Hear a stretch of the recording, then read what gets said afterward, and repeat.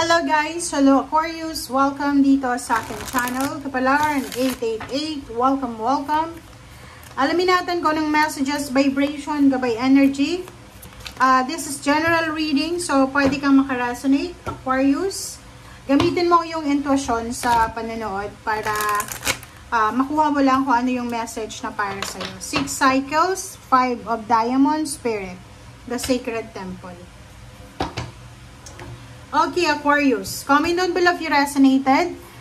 This card ay parang nagsasabi na siguro marami kang mga financial conflict, marami kang emotional problems, or mayroon kang mga pinagdadaanan na financial problems. And sinasabi ng baraha sa'yo na siguro itong pinagdadaanan mo ngayon, Aquarius, ay oras na to para bumalik ka sa templo. 'Di ba? Yung like bumalik ka sa spiritual mo, magsimba ka, makipag-usap ka sa pare, or sa kung ano man ang religion mo, kailangan mo bumalik sa kanya. Sorry.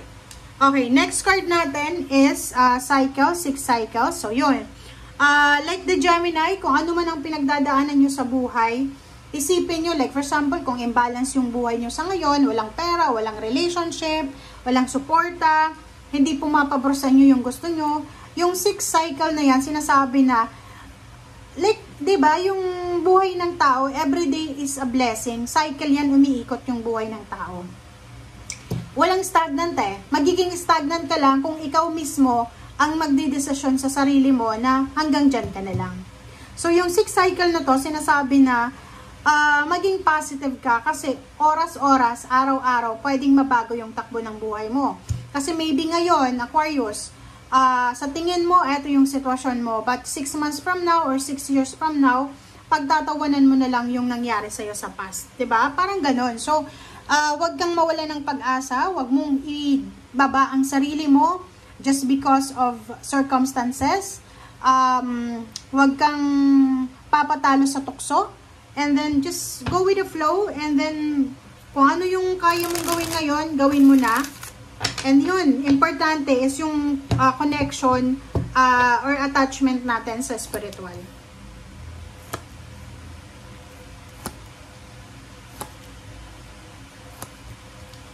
Alright, so sa ilalim mo dito is the World card, completion, and 3 of Cups. Oh, 'di ba? The Star and Strength, ang gaganda oh. Money pa oh. Tingnan mo, ang ganda. Kunin ko 'to lahat ah. Okay. So, tingnan mo. Ilalagay ko to sa ilalim. Okay. So, Aquarius, kung makikita mo, eto yung mga possible na mangyari sa buhay mo. Sinasabi na ma-accomplish mo kung ano yung accomplishment na gusto mong ma-accomplish sa buhay. Like, for example, kung buntis ka ngayon, huwag kang mag-aalala kasi manganganak ka. Hindi ka mananatiling buntis. Kung hindi ka naman mabuntis-buntis, sinasabi ng barahan na habang buhay ka, hanggang may regla ka, may pagkakataon pa mabuntis ka.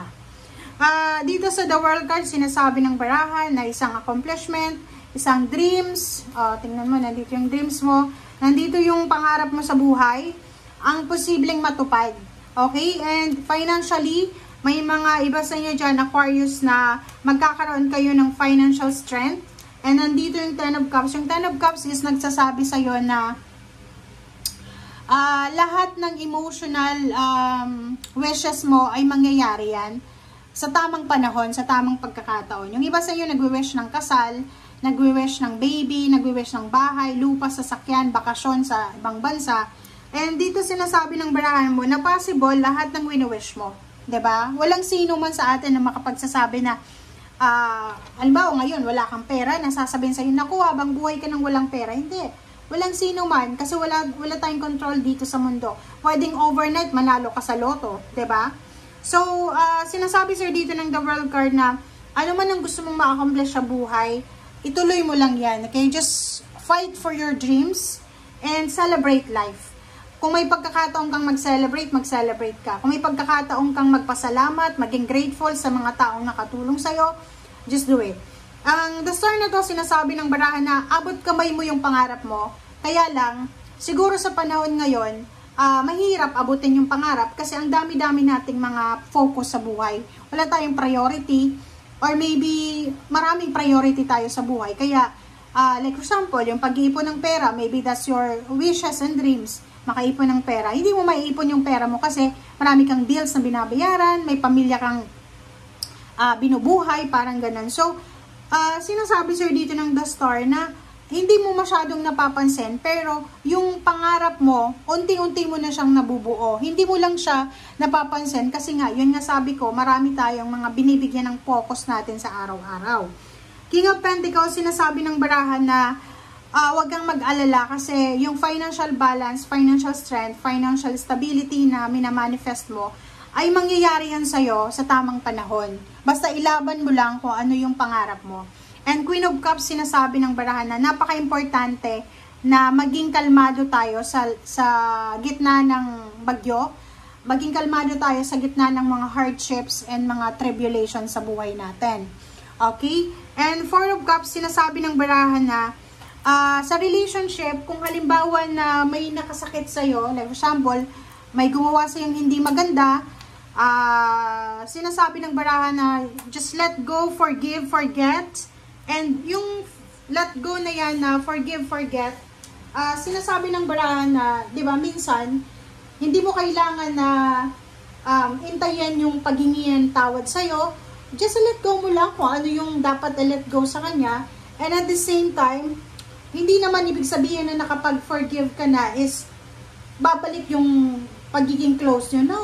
Pwede kang mag-forgive, pwede kang mag-forget sa long distance, diba? Hindi mo dapat na like ibalik yung dati. Hindi, for your peace of mind, patawarin mo, magpatawad ka, but hindi, it doesn't mean na babalik ka doon sa sitwasyon na yon na alam mo na masasaktan ka ulit. So, yun lang. And yun, diba? Three of Swords. Sinasabi ng baraha, importante yung emotion mo, importante yung sarili mo, importante yung kung ano yung nararamdaman ng peace and harmony. So, sa ngayon, Aquarius, mayroong mga nangyayari sa buhay nyo na hindi mo masyadong nararamdaman. Tingnan mo to. May Three of Cups dito na sinasabi na marami kang success na dapat na i-celebrate. Mga small success, small winnings, parang ganun. But, natitake for granted mo siya. Like, yung iba, di ba? Halimbawa, tumaas ng 100 pesos yung sweldo mo. Tapos, dahil sa problema sa pera, parang hindi mo masyadong ma-enjoy or hindi mo masyadong ma-celebrate yung success na yun kasi hindi mo ramdam, parang ganon. But yun nga sabi sa'yo ng baraha dito na maging strong ka lang, maging courageous ka lang kasi darating ang panahon, darating ang pagkakataon na pagtatawanan mo na lang to na kung ano na pinagdadaanan mo. And importante sa ngayon, kung meron kang pinagdadaanan na problema sa pera, sa relationship, or sa kung ano pa man, is i-let go mo yan and balik ka sa spiritual. Siguro oras na para bumalik ka sa pananampalataya mo. Okay? Thank you guys. Bye!